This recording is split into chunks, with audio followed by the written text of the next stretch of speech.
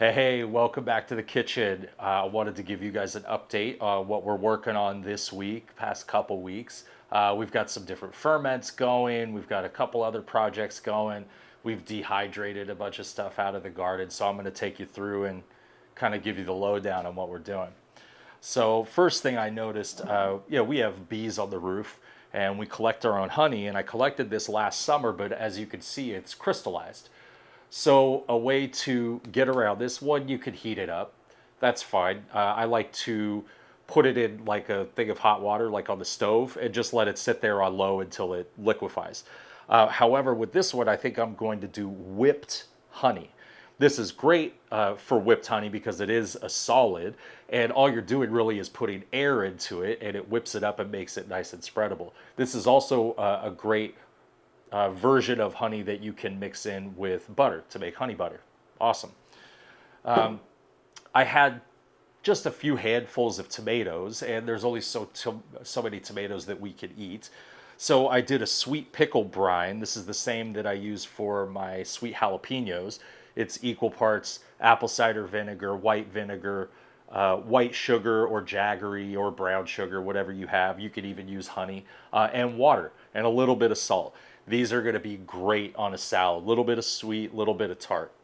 I did the same thing with just a handful of peppers we had left. These are great on omelets, great in quesadillas or tacos.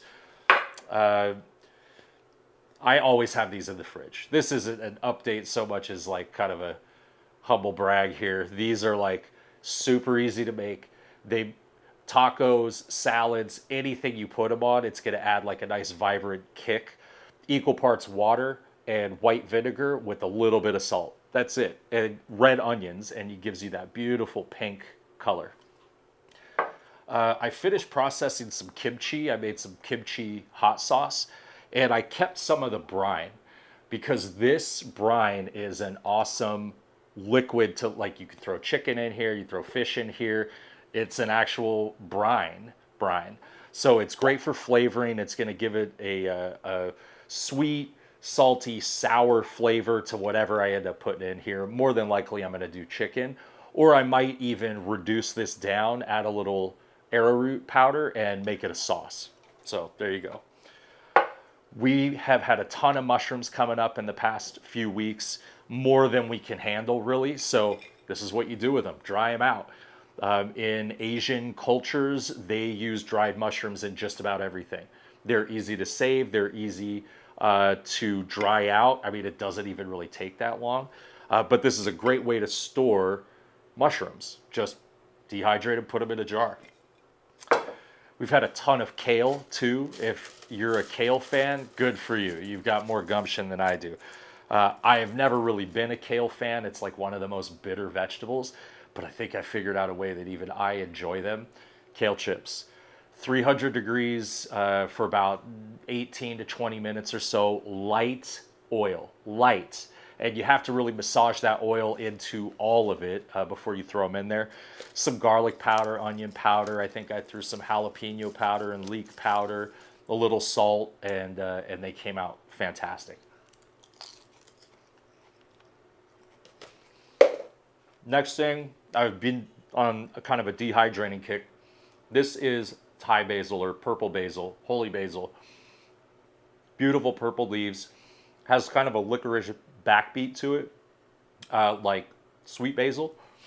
And the cool thing is you can also get, as it's flowering, I dehydrated the flowers, which are nice and purple, and I can use these in a spice mix. I can use them to garnish salads. I could use them in a dressing to give it a nice little floral licorice flavor. Now we're getting into the ferment stuff. I've got two ferments going. This is a romesco sauce. Romesco is red pepper. It's a red pepper sauce. I'm doing some habaneros back here. This is like a non-spicy sauce. Romesco is, like I said, just red peppers. But we're going to heat it up with some jalapenos when we do get ready to process. This still has another month or so. It's been going for a couple of weeks. This is escabeche, which if you've gone to like traditional Mexican food places, they usually have a bowl of this sitting on the table. It's like the Latin version of pickles, so to speak. So we've got this going, and we're actually going to make an escabeche sauce. Should be pretty good. And the last little bit I'm going to give you, I always keep a thing of brine. This is a 3.5% brine, which means for every 1,000 grams of water, you put in 35 grams of salt. It's a pretty easy calculation.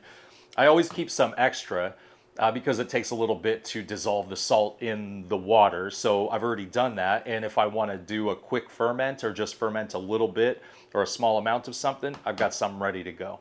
So there you go. We've got fermented, we've got pickled, we've got dried, we've got, I pointed, fermented. The honey, I mean, honey they found in the frickin' pyramids. It stays good for just about ever, no matter what form it's in, whether it's just regular honey or it's solid like this, it can come back.